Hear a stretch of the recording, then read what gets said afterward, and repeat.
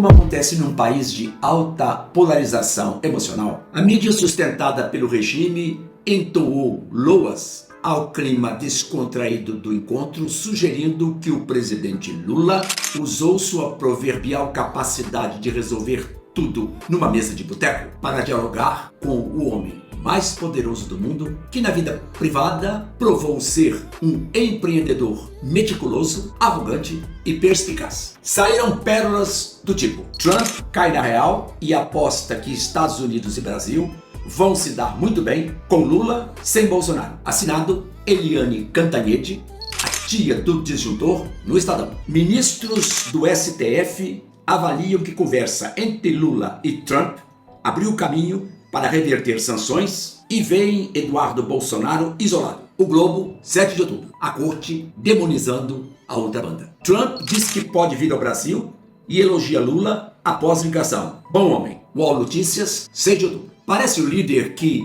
trucidou a liderança petista ao dizer que o Brasil está indo muito mal por um governo que foi radicalmente para a esquerda. Do lado político propriamente dito, coube ao membro do fã-clube lulista, o presidente da Câmara dos Deputados, Hugo Mota, soltar no X platitudes do tipo: fico feliz em ver que o diálogo e a diplomacia estão prevalecendo entre Brasil e Estados Unidos. Quando o respeito e a conversa franca guiam nossas relações, todos saem ganhando. Uai, e a crítica pesada da gestão trumpista à condenação do ex-presidente Bolsonaro, que pesou muito na escalada de atritos entre Brasil e Washington? Foi superado isso? Não tem mais lei Magnitsky? A Casa Branca vai santificar o ministro Alexandre de Moraes? Já a oposição entendeu o telefonema como uma jogada de fina estratégia típica de Donald Trump, que elogia, engana e depois ataca frontalmente, como fez com o ucraniano Volodymyr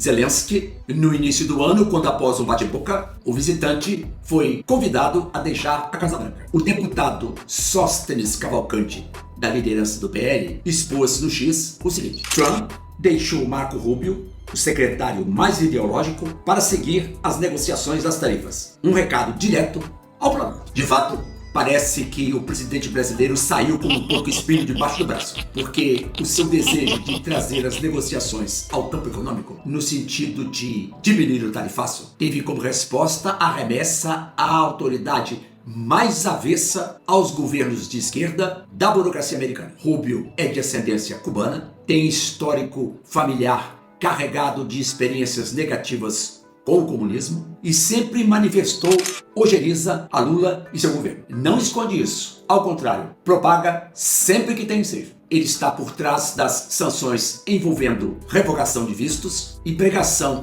anticensura com incentivo à aplicação da lei Magnitsky aos violadores dos direitos humanos, como aconteceu com o ministro Alexandre de Moraes. A Lula, o secretário de Estado, acusou frontalmente de ser o mais novo líder da extrema esquerda a encobrir a natureza criminosa do narco-regime de Nicolás Maduro. A interlocução de Marco Rubio, indicada por Trump, embutiu um passo no lodo em função do ponto inicial que envolve o aprimoramento da liberdade de expressão, que é anseio de boa parte da população brasileira, a anistia ampla e a elegibilidade do ex-presidente Bolsonaro. A revisão das punições da lei Magnitsky, defendido por Lula junto a Trump, será desconsiderada, podendo, ao contrário, haver a ampliação dos apenados, pois encontra-se em andamento processos envolvendo ministros do Supremo Tribunal Federal. Viaja no muro tártaro quem divaga em torno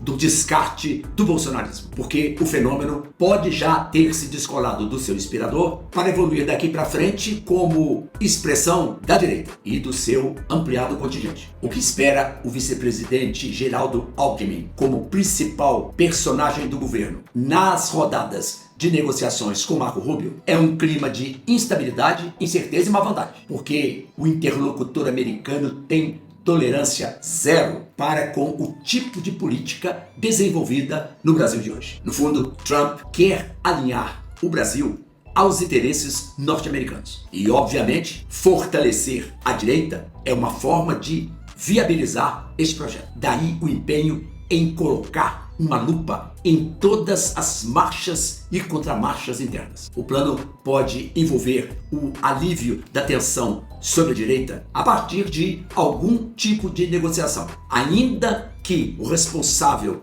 por este trabalho seja um elemento de perfil radicalizante, mas que, obviamente, atua dirigido por Trump. É esperar para ver o rumo dos acontecimentos. Este foi o Soletrando Direito de hoje. Curta, comente e compartilhe o vídeo nas redes sociais para aumentar o engajamento do canal. Faça sua inscrição e ative as notificações. Deixe seu comentário aqui embaixo sobre o telefonema de Trump e Lula. Grato pela audiência. Tchau!